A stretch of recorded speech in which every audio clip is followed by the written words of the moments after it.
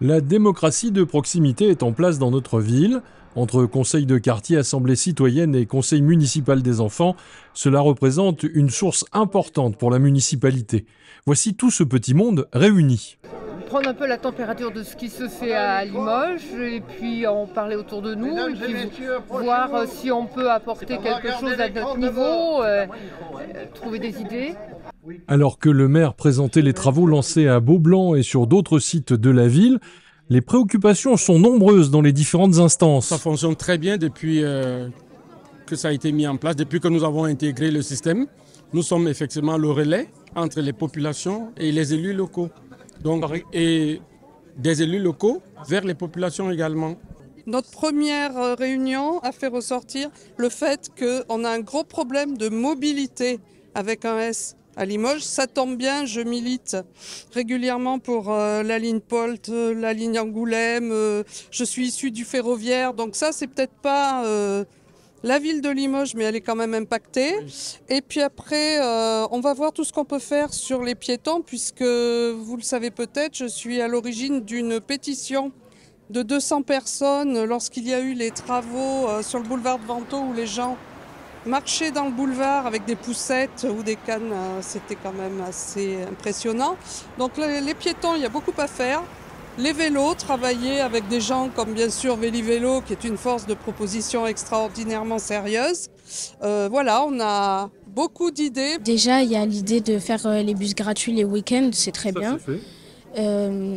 Par exemple, mettre des pièges à moustiques, parce qu'on se fait beaucoup piquer par des moustiques en ce moment, comme c'est l'été, et plein d'autres choses aussi. Le conseil municipal des enfants est associé et consulté par la municipalité, comme les autres instances de la démocratie de proximité. J'ai souhaité qu'on ait un conseil municipal des enfants qui soit un conseil représentatif et éduquant sur l'organisation du conseil municipal. Comment on passe d'une idée à un concept, d'un concept à un projet et d'un projet à une réalisation.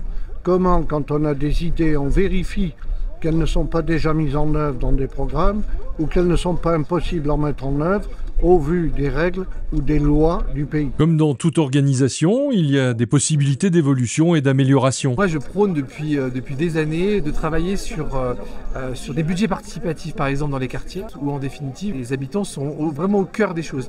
Et on peut essayer d'imaginer, je pense, dans un exercice un peu plus global peut-être, de travailler sur des projets locaux portés par les habitants, avec un budget déterminé et avec une aide de la collectivité. Monsieur le maire, tout à l'heure, dans son propos liminaire, parlait de la gratuité des transports les dimanches. Ça, c'est le travail des conseillers quartiers. Nous avons également travaillé sur les limitations de vitesse à certains endroits. Les voitures circulaient n'importe comment, mais aujourd'hui, on pense que tout a été pris au sérieux et les populations en sont ravies. Et parmi les récents aménagements, la passerelle sur la Vienne, sous le viaduc ferroviaire. La passerelle, c'est une belle idée. C'est une belle idée, une suggestion des conseils de quartier que nous avons soumis à l'ensemble de nos protagonistes, SNCF, etc., DIRCO et tout le reste, et qui a abouti à une véritable idée sympa qui permet une continuité pédestre le long de la Vienne et qui donne un passage sur la Vienne qui est exceptionnel. Si les projets ne manquent pas, laissez-moi souligner la prochaine création par le Conseil des enfants d'un programme sur 7 à Limoges. Là, on est en train de faire un projet avec des seniors pour faire une émission télé. À suivre.